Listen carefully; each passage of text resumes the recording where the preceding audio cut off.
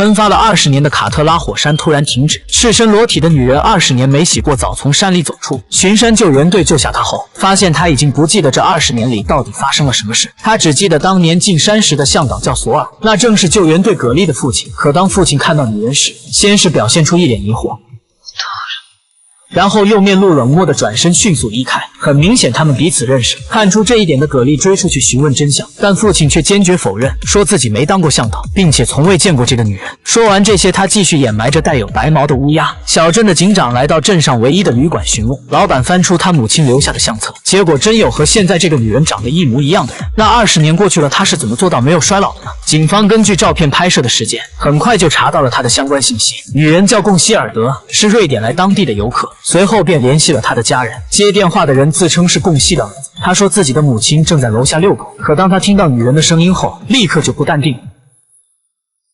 Hello， 妈妈。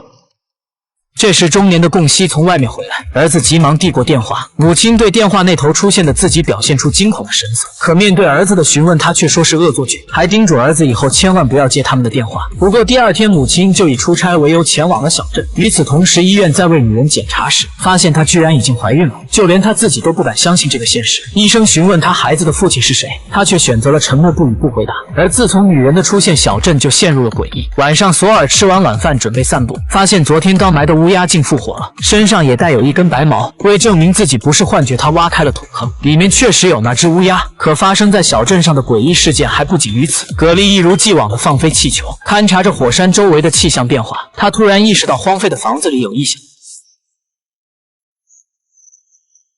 壮着胆子进屋查看，原来是自己死去1年的姐姐也复活。